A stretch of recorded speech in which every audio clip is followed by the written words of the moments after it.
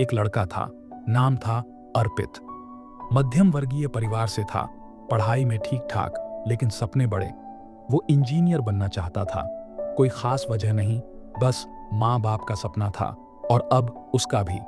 अर्पित ने 12वीं पूरी की, लेकिन कॉलेज में एडमिशन के लिए पैसे नहीं थे। उसने ट्यूशन पढ़ाना शुरू किया, सुबह अखबार बांटना शुरू किया और देर रात तक खुद की पढ़ाई करता। एक समय ऐसा आया जब दोस्तों ने पार्टियों में जाना शुरू किया और उसने कमरा बंद करके किताबें खोलना।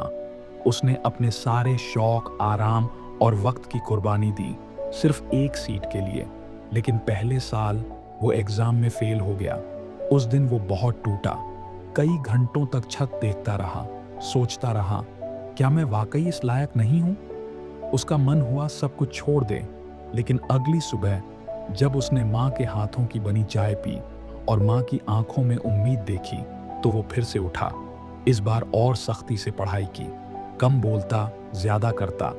कभी कभी किताबों के साथ रोता, लेकिन रुका नहीं। दूसरे साल फिर से परीक्षा दी। इस बार उसने सीट पाई, वो भी अच्छे कॉलेज में। फिर वहां भी संघर्ष था।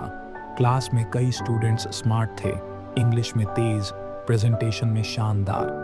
अर्पित को समझ ही नहीं आता था कि कहां से शुरुआत करे।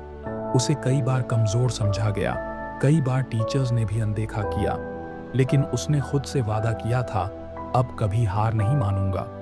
4 साल तक उसने दिन रात एक कर दिया। आज वही अर्पित एक मल्टीनेशनल कंपनी में इंजीनियर है। माँ बाप की आंखों में अब थकावट नहीं, गर्व है।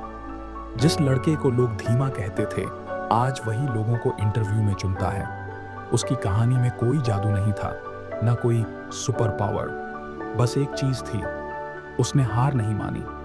तो अगर आज तुम भी कहीं थके हो, हारे हो, तो याद रखना, हार तब नहीं होती जब तुम गिरते हो, हार तब होती है जब तुम उठने से इनकार कर देते हो। इसलिए उठो, क्योंकि अभी बहुत कुछ बाकी है।